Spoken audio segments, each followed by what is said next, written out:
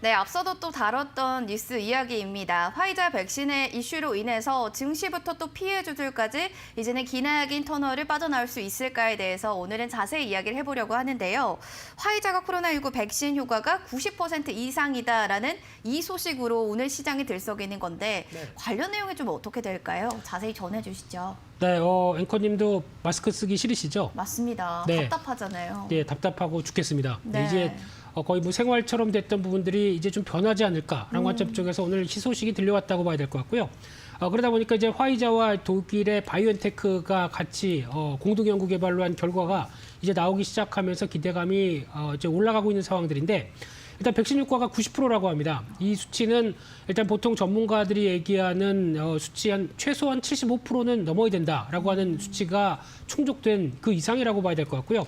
게다가 미국의 전염병 연구소 파우치 소장 같은 경우도 한 50-60% 정도까지는 효과를 언급을 했던 부분들인데 그 이상으로 넘어가죠. 게다가 또 저희가 알고 있는 독감 백신 같은 경우보다 한 2배 이상의 효능을 보여준다라는 부분들과 함께 저희가 또 홍역 백신 많이 맞죠? 네, 홍역 백신이 어떤 예방률이 한 93%라고 얘기합니다. 그러면 거의 90%대는 상당히 의미 있는 숫자이기 때문에 아마 어제 글로벌 시장도 그렇고 어떤 이 코로나19와 관련된 쪽에서 거의 이제 끝이 보이지는 게 아니냐 이런 관측이 높아지는 게 현실이라고 봐야 될 것 같습니다. 아하. 네. 홍역 백신도 93% 그리고 그동안 기대했던 최소 75%보다도 상회하는 수준입니다. 그렇기 때문에 시장에서도 이렇게 열렬히 반응하는 거다라고 말씀을 해주셨는데 일제히 글로벌 증시들이 환호를 했다라고 합니다. 어떻게 좀 했는지 자세히 좀 전해주실까요? 네, 어제 대표적으로 미국 증시만 본다고 하더라도 그동안 시장을 주도했던 언택트 쪽의 IT 기술주들은 좀 부진했고요.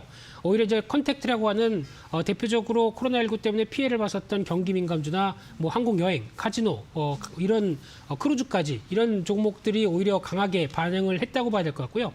게다가 또 어떤 경쟁사적인 입장으로 봤을 때 치료제나 백신을 개발하던 회사들 같은 경우도 약간 또 실망감이 커지겠죠. 1등을 뺏겼네. 이런 관점 쪽에서 이어졌던 상황 쪽에서 또 어떤 진단키트 관련된 쪽도 백신이다 보니까 예방 쪽이다 보니까 진단키트가 또 필요 없는 게 아니냐라는 관점 쪽에서 국내 시장도 같이 동반적으로 부진한 상황들이 이어지고 있는데 그러다 보니까 일단 글로벌 증시는 환호를 했는데 일단 국내 증시는 그동안 어떤 격차가 상대적으로 좀 먼저 간 측면들이 있었죠. 그러다 보니까 약간 오늘 속도 조절이 나오는 게 아닐까라는 생각은 들고 있습니다. 아하, 그렇군요. 또 국내에서도 마찬가지지만 해외에서도 IT가 부진을 했고 경기 민감주들이 올랐다. 그래서 우리 시장도 좀 연동되는 모습이 아닐까라는 생각이 듭니다.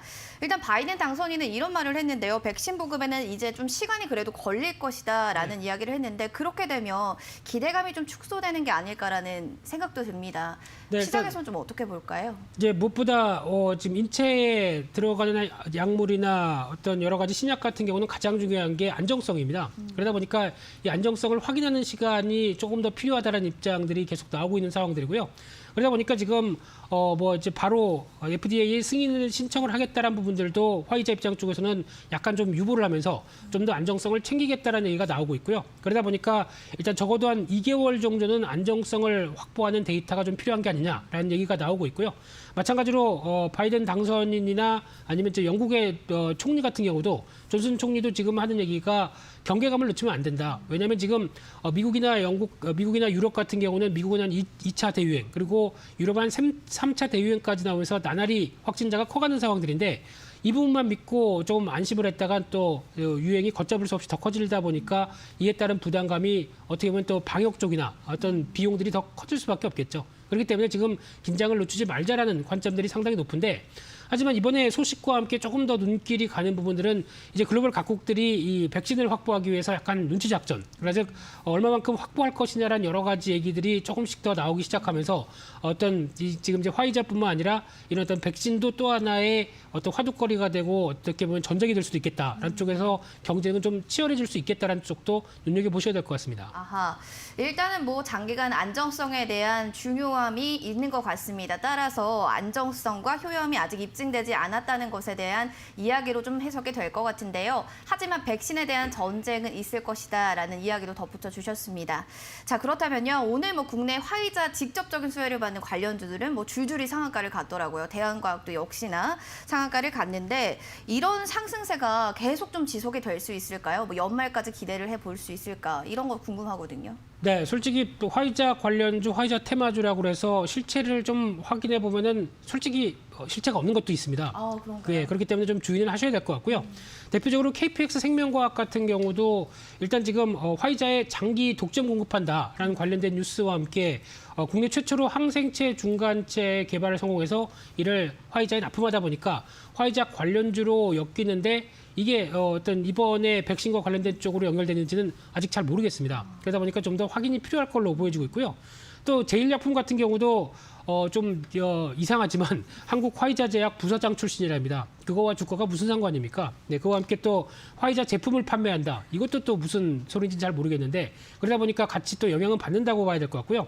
게다가 좀 더 현실적인 부분으로 들어갔을 때 백신을 유통할 때 이번에도 독감 백신과 관련돼서 여러 가지 또 문제가 많았었죠. 상온 보관이다. 이런 쪽도 얘기가 많았었는데 그와 관련해서 극저온 보관이 필요하다라고 하는 관점 쪽에서 또 테마주로 알려진 대한과학이나 특히 일신바이오, 특히 일신바이오 같은 경우는 재무구조랑 여러 가지는 좋습니다. 하지만 대한과학은 조금 좀 의문이 가는 상황들인데 그런 쪽으로 봤을 때 이런 종목들이 오늘 테마주 쪽으로 움직이긴 하는데 솔직히 말씀드리면 실체는 없다고 봐야 될 것 같고요. 특히 그나마 극저온 보관 관련된 쪽은 가능성은 높죠. 하지만 실제적으로 뭐 어떤 수주를 했다던가 변화가 나오기 위해서는 좀 더 시간이 필요하다라고 하게 되면 만약에 이 중에서 한 종목만 고르라고 하게 되면 일단 일신바이오는 눈여겨볼 필요가 있지 않을까 이 생각은 들고 있습니다. 네.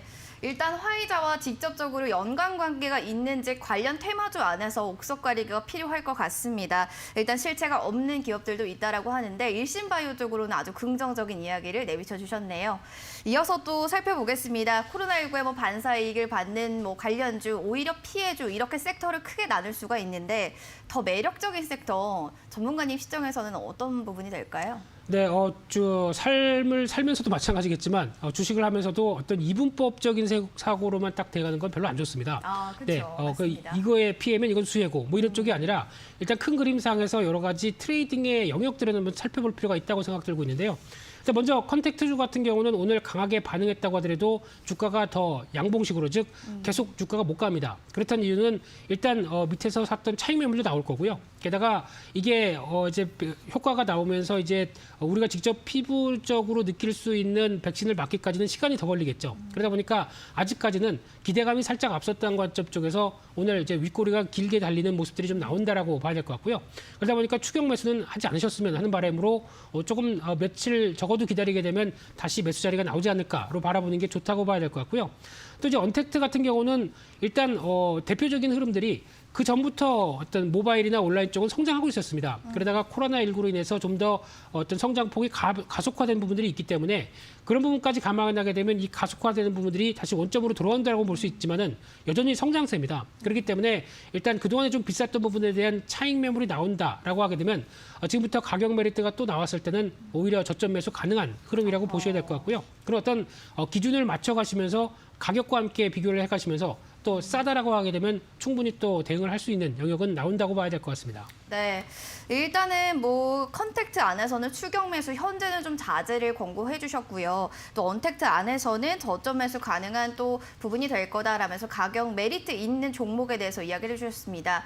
그러면 일단은 이 언택트 안에서 가격 메리트가 좀 있는 종목을 본다면 어떤 종목이 될까요?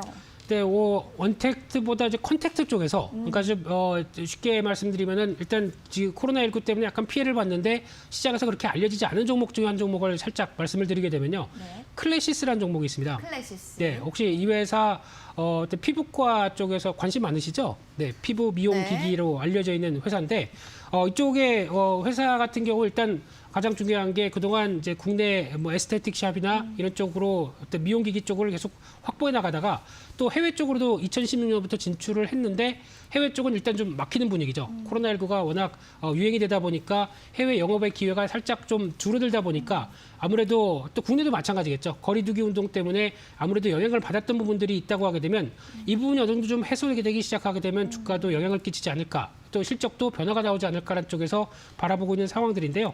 그러다 보니까 일단 올해 영업이익 같은 경우는 그래도 한 1% 정도는 늘어나면서 선전할 걸로 보여지고 있는데 내년 같은 경우는 한 520억까지 늘어나면서 올해 대비해서 한 25% 이상 성장할 걸로 보여지는 만큼 실적의 성장세는 일단 다시 이어진다고 하게 되면 일단 최근 들어서의 주가 동향에 좀 무거운 모습들이 좀 변화가 나오지 않을까 하는 쪽도 생각해 볼 수 있을 것 같습니다. 아하, 그렇군요. 일단은 3분기의 실적도 나쁘지 않았고 그리고 증권사 역시에서도 4분기 개선이 될 것이다라는 이야기가 있습니다. 기존 고객사보다 신규 고객사를 대상으로 한 해외 수주가 증가한다는 게 그 골자가 좀 될 것 같은데 클래시스 차트를 좀 보면서 전략 좀 잡아주셔야 될 것 같아요.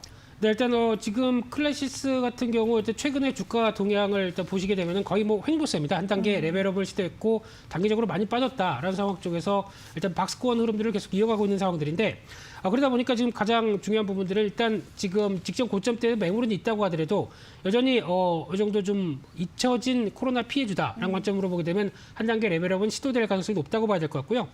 따라서 일단 지금 관점으로는 적어도 다시 한번 이격도가 벌어지는 한 18,000원대 정도까지는 목표가로 삼을 수 있을 것 같고요. 손절가는 중기 지지권이 이탈되는 14,000원대를 손절가로 잡으면서 대응하는 전략들에 포커스를 맞추겠습니다. 네, 알겠습니다. 지금 주가 차트 보니까요. 레벨업이 참 가능할 것 같다라고 합니다. 이 안에서 클래시스 살펴봤는데요. 지금 손절가 라인으로는 14,000원이고요. 목표가는 18,000원 또 이야기를 해주셨습니다. 관련해서 주가 차트 잘 살펴보시고요. 또 리포트도 확인 필요하다는 거 또 확인해 주시면 좋을 것 같네요. 오늘 또 도움 말씀 주셔서 고맙습니다. 감사합니다.